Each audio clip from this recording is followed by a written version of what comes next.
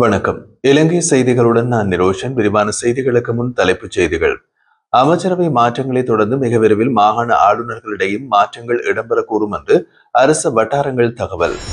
சீனாவுக்கான தனது உத்தியோகபூர்வ விஜயத்தின் ஒரு பகுதியாக பிரதமர் ரணில் அமரசூரிய செவ்வாய்க்கிழமை பெய்ஜிங்கில் சீன ஜனாதிபதி ஷி ஜின்பிங்கை சந்தித்து கலந்துரையாடல். மின்சார கட்டணத்தில் எந்தவித மாற்றங்களும் மேற்கொள்ளப்படாது என்று பொது பயன்பாடுகள் ஆணைக்குழு அறிவிப்பு. மாகாண சபை தேர்தல்களை நடத்துவதற்கான திகதி தொடர்பாக அடுத்த 2 வாரங்களுக்குள் அரசாங்கம் தெளிவான நிலைப்பாடு ஒன்றை அறிவிக்கும் என்று எதிர்பார்ப்பதாக பெப்ரல் அமைப்பு தெரிவிப்பு. தொடர்வது விரிவான செய்திகள். தன்னுடைய பதவி காலத்தின் முதல் ஆண்டை நிறைவு செய்துள்ள நிலையில் ஜனாதிபதி அனுரகுமார திசாநாயக்க கடந்த வெள்ளிக்கிழமை தனது முதல் அமைச்சரவை மாற்றத்தை மேற்கொண்டார். இதனையடுத்து மிக விரைவில் மாகாண ஆளுநர்களிடையேயும் மாற்றங்கள் இடம்பெறக்கூடும் என்று அரச வட்டாரங்கள் தெரிவிக்கின்றன.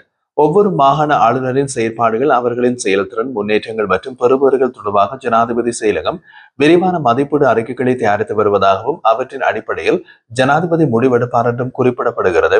வடக்கு மற்றும் கிழக்கு மாகாணங்களில், குறிப்பாக வடக்கு மாகாணத்தின் நிர்வாக நடவடிக்கைகள் குறித்து ஜனாதிபதி செயலகம் ஓரளவு திருப்தி கொண்டிருப்பதாகவும் தகவல்கள் தெரிவிக்கின்றன. பெரிய சர்ச்சைகள் இல்லாமல் நிர்வாக பணிகள் முன்னெடுக்கப்படுவதாக வடக்கு மாகாண ஆளுநர் அலுவலகம் குறித்து ஜனாதிபதி செயலக வட்டாரங்கள் மதிப்பிடுகின்றன. இதேவேளை செயல்திறன் குறைவாக காணப்படும் சில மாகாண ஆளுநர்கள் குறித்து ஜனாதிபதி சிறப்பு கவனம் செலுத்தி வருவதாகவும் வட்டாரங்கள் தெரிவித்துள்ளன. சீனாவுக்கான தனது உத்தியோகபூர்வ விஜயத்தில் ஒரு பகுதியாக பிரதமர் கலாநிதி ரணில் அமரசூரிய செவ்வாய்க்கிழமை பெய்ஜிங்கில் உள்ள மக்கள் மாளிகையில் சீன மக்கள் குடியரசின் ஜனாதிபதி ஷி ஜின்பிங்கை சந்தித்து கலந்துரையாடினார். இந்த சந்திப்பில் இலங்கை மற்றும் சீனாவுக்கு இடையிலான சமூக, பொருளாதார, கடல்சார் மற்றும் பல்தரப்பு ஒத்துழைப்பை மேலும் விரிவாக்குவது குறித்து முக்கிய கவனம் செலுத்தப்பட்டது. குறிப்பாக அபிவிருத்தி பங்காளித்துவத்தை வலுப்படுத்துதல் மற்றும் பட்டுப்பாதை முன்முயற்சியின் கீழ் இருதரப்பு ஒத்துழைப்பை மேம்படுத்துதல் உள்ளிட்ட பல முக்கிய விடயங்கள் விவாதிக்கப்பட்டன. இந்த சந்திப்பு இரு நாடுகளுக்கும் இடையிலான நீண்டகால நட்பையும் பிராந்திய செழிப்பையும் மேம்படுத்தும் கூட்டு முயற்சிகளை பலப்படுத்தும் என்றும் ஒரு முக்கியமான கட்டமாக கருதப்படுகின்றது. அதே நேரத்தில் பிரதமர் அமரசூரிய பெய்ஜிங்கில் சீன பிரதமர் லீ கியாங்குடனும் விரிவான கலந்துரையாடல்களை மேற்கொண்டார். இந்த சந்திப்பில் அரசியல், பொருளாதாரம், வர்த்தகம், முதலீடு, சுற்றுலா மற்றும் நிதித்துறைகளில் ஒத்துழைப்பை மேலும் பலப்படுத்துவது குறித்து விவாதம் நடைபெற்றது.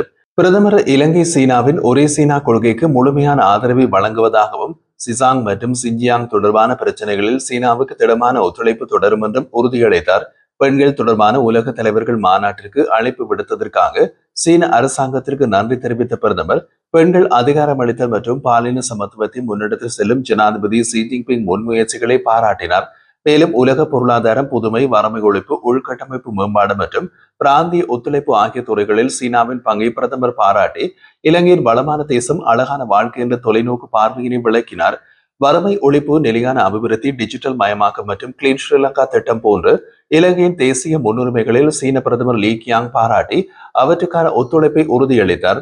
கடன் மறுசீரமைப்பு தொடர்பான அண்மைய முன்னேற்றங்கள் குறித்தும் இருதரப்பு கலந்துரையாடினர். பிராந்திய உறவுகளை பலப்படுத்தி நிலையான பொருளாதார வளர்ச்சிக்கு பெல்ட் அண்ட் ரோட் முன்முயற்சியின் மேலும் ஒத்துழைப்பினை முன்னெடுக்க சீன பிரதமர் ஒப்புக்கொண்டார். உயர்ந்த தரத்திலான பெல்ட் அண்ட் ரோட் முன்முயற்சியின் கீழ் இலங்கையின் நடைமுறையில் உள்ள முக்கிய திட்டங்களுக்கு தொடர்ந்தும் ஆதரவு வழங்கப்படும் என்றும் அவர் உறுதியளித்தார். பெண்கள் உரிமைகள், தலைமைத்துவம் மற்றும் வன்முறையற்ற சமூகத்திற்கான இலங்கையின் உறுதிப்பாட்டை எடுத்துரைத்த பிரதமர் பெய்ஜிங் பிரகடனத்தில் இலக்குகளை அடைய இலங்கை தொடர்ந்து செயற்படுவதாகவும் வலியுறுத்தினார். தொழில்நுட்ப பிரச்சனைகள் காரணமாக அரசு இணையதளங்கள் முடக்கப்பட்டுள்ளமையானது இலங்கையின் இணையதள பாதுகாப்புக்கு பாரிய அச்சுறுத்தலாக மாறியுள்ளது. அரசு இணையதள சேவைகள் மற்றும் காவல்துறையின் சேவைகள் முடக்கப்பட்டுள்ளன. பிறப்பு, திருமணம் மற்றும் இறப்பு உள்ளிட்ட முக்கிய இணையதளங்களில் அமைப்புகளும் முடக்கப்பட்டுள்ளது. இந்த செயலிழப்பானது தனிப்பட்ட மற்றும் நிறுவன தரவுகளை பாதிக்கக்கூடியதாக மாறலாம் என்று இணைய பாதுகாப்பு நிபுணர்கள் எச்சரிக்கை விடுத்துள்ளனர். இந்த நிலையில் பாதிக்கப்பட்ட அமைப்புகளை மீட்டெடுப்பதற்கான நடவடிக்கைகள் முன்னெடுக்கப்பட்டு வருவதாகவும் அதிகாரிகள் தெரிவித்துள்ளனர். இதன் காரணமாக பொதுமக்கள் தமது அத்தியாவசிய அலுவலக சேவைகளை முன்னெடுப்பதிலும் சிக்கல் நிலைமை ஏற்பட்டுள்ளதாக தெரிவிக்கப்பட்டுள்ளது. மின்சார கட்டணத்தில் எந்தவித மாற்றங்களும் மேற்கொள்ளப்பட மாட்டாது என்று இலங்கை பொது பயன்பாடுகள் ஆணைக்குழு அறிவித்துள்ளது. கொழும்பில் இடம்பெற்ற விசேட செய்தியாளர் சந்திப்பில் அந்த ஆணைக்குழுவின் தலைவர் பேராசிரியர் KL சந்திரலால் இதனை அறிவித்துள்ளார். முன்னதாக 6.8% மின்சார கட்டணம் அதிகரிக்கப்பட வேண்டும் என்று இலங்கை மின்சார சபை இலங்கை பொது பயன்பாடுகள் ஆணைக்குழுவுக்கு முன்மொழிவுகளை முன்வைத்திருந்தது. இது தொடர்பில் தொடர்புடைய தரப்பினரிடம் அந்த ஆணைக்குழு கருத்துக்களையும் ஆலோசனைகளையும் கோரியிருந்தது. அவற்றை பரிசீலித்ததை அடுத்து மின்சார கட்டணத்தில் எந்தவித மாற்றத்தையும் மேற்கொள்ளாது எதிர்வரும் 3 மாதங்களுக்கு தற்போதைய கட்டணத்தையே பேணிச் செல்வதற்கு ஆணைக்குழு தீர்மானித்துள்ளதாக அவர் தெரிவித்துள்ளார். மாகாண சபை தேர்தல்களை நடத்துவதற்கான திகதி தொடர்பாக அடுத்த 2 வாரங்களுக்குள் அரசாங்கம் தெளிவான நிலைப்பாடு ஒன்றை அறிவிக்கும் என்று எதிர்பார்ப்பதாக பெப்ரல் அமைப்பு தெரிவித்துள்ளது. அமைப்பின் நிர்வாக பணிப்பாளர் ரோகன ஹெட்டியாராச்சி தென்னிலங்கை ஊடகம் ஒன்றுக்கு வழங்கிய பேட்டியொன்றில் இதனை கூறியுள்ளார். மாகாண சபை தேர்தல்களை மேலும் தாமதப்படுத்தக் கூடாது என்று அவர் வலியுறுத்தினார். அவர் மேலும் தெரிவிக்கையில், அரசாங்கம் விரும்பினால் பழைய தேர்தல் முறைமையினை பயன்படுத்தி மாகாண சபை தேர்தலை நடத்த முடியும். அதற்காக சில சிறிய சட்ட திருத்தங்கள் மட்டுமே தேவையாகும்.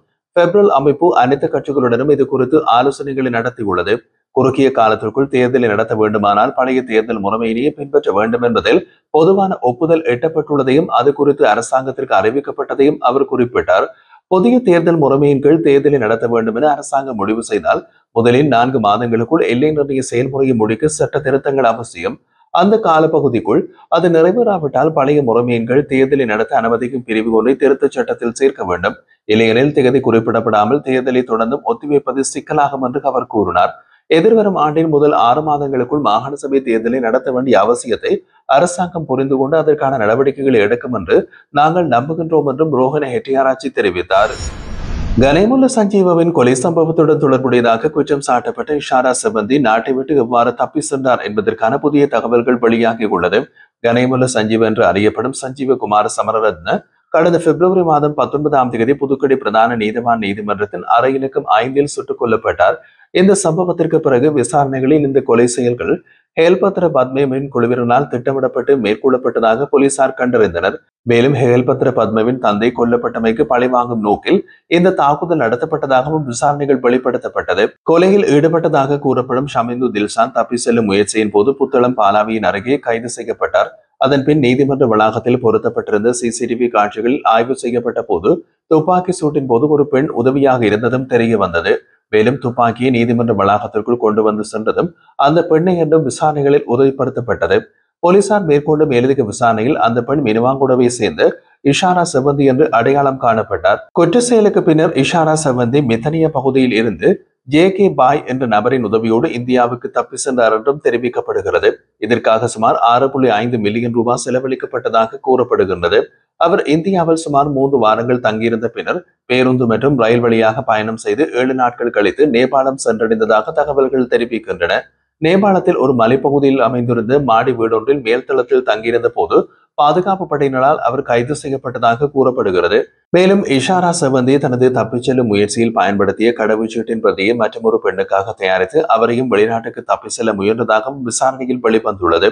இதேவேளை கைது செய்யப்பட்ட கனேமுல்ல சஞ்சீவ படுகொலை வழக்கின் முக்கிய சந்தேக நபரான இஷாரா செவந்தி உள்ளிட்ட ஏனைய சந்தேக நபர்களை நாளை இலங்கைக்கு அழைத்து வர நடவடிக்கை எடுக்கப்பட்டுள்ளதாக போலீஸ் ஊடக பேச்சாளர் எஃப்.யூ.கே. வூட்லர் தெரிவித்துள்ளார்.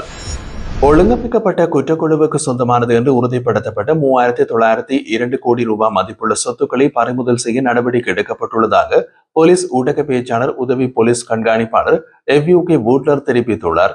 இன்று நடைபெற்ற விசேட செய்தியாளர் சந்திப்பொன்றில் பங்கேற்ற போது போலீஸ் ஊடக பேச்சாளர் இதனை தெரிவித்துள்ளார். 2025ஆம் ஆண்டு வரை 73 கோடி ரூபாய் மதிப்புள்ள ஒழுங்கமைக்கப்பட்ட குற்றக்குழுவின் சொத்துக்கள் பறிமுதல் செய்யப்பட்டுள்ளதாக அவர் குறிப்பிட்டார். முக்கிய போதைப்பொருள் கடத்தல்காரர்களுக்கு சொந்தமான 354 பவுண்ட் தங்கம், 72 வாகனங்கள், 35 வீடுகள் மற்றும் 37 ஏக்கர் காணி அடங்குவதாக போலீஸ் ஊடக பேச்சாளர் தெரிவித்துள்ளார். இது தவிர 67 கோடி ரூபாய் பணமும் அவற்றில் உள்ளதாக அவர் மேலும் கூறினார்.